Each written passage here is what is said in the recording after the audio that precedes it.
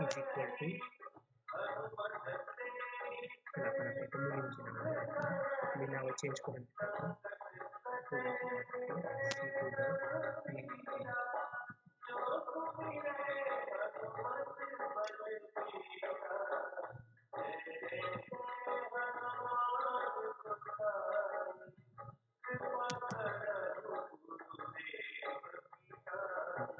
परत सी वायच्या पहिल्याच्या व्हॅल्यू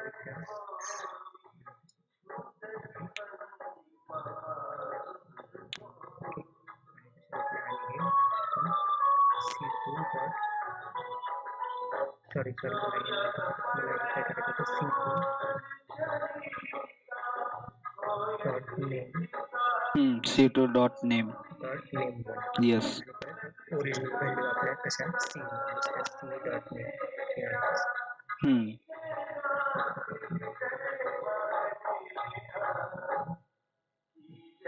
आता आलं का तुझ्या लक्षात आपण काय व्हॅल्यू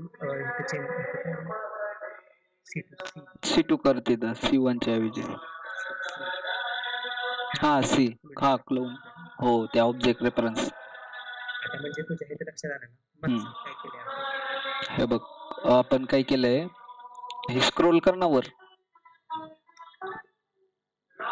हे बघ स्टार्टला आपण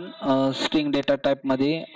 विराज आणि आकाश इन्सर्ट केलंय तो व्हेरिएबल मध्ये आपण स्टोअर केलंय नेम आणि नेम1 मध्ये त्याचा पॅरामीटराइज कन्स्ट्रक्टर क्रिएट केलंय त्यानंतर मेन मेथडच्या अंडर आपण क्लोनिंग ऑब्जेक्ट क्रिएट केलाय बरोबर त्यानंतर आर्ग्युमेंट पास केलंय आपण विराजन आकाश बरोबर आणि त्यानंतर सिस्टीम डॉट आउट प्रिंटलन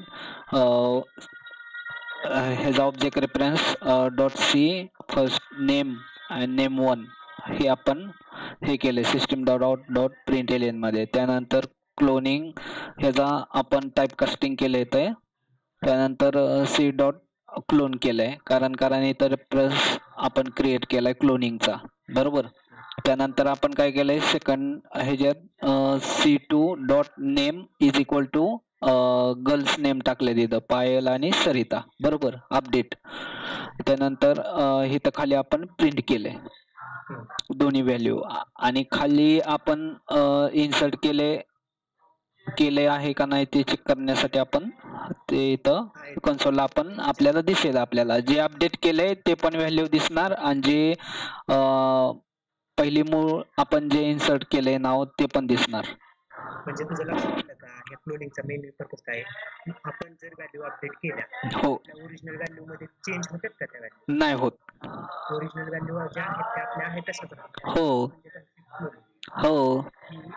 आपण जरी अपडेशन केलं व्हॅल्यू मध्ये अपडेशन आपल्या ओरिजिनल व्हॅल्यू मध्ये त्याचा काहीच इम्पॅक्ट होत नाही हो त्यालाच ह्या कन्सेप्टचा क्लोनिंग हा ही एक्झॅक्ट बॅकअप कॉपी तयार झाली आपली हो आता रन कर रन एट जावा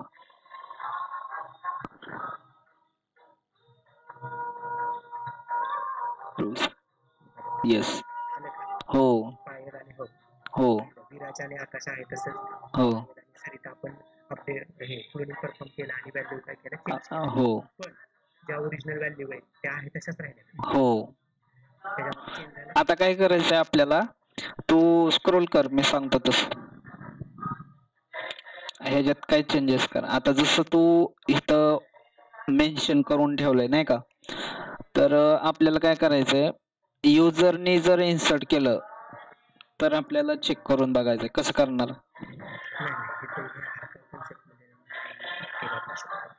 होय का कन्सेप्ट आहे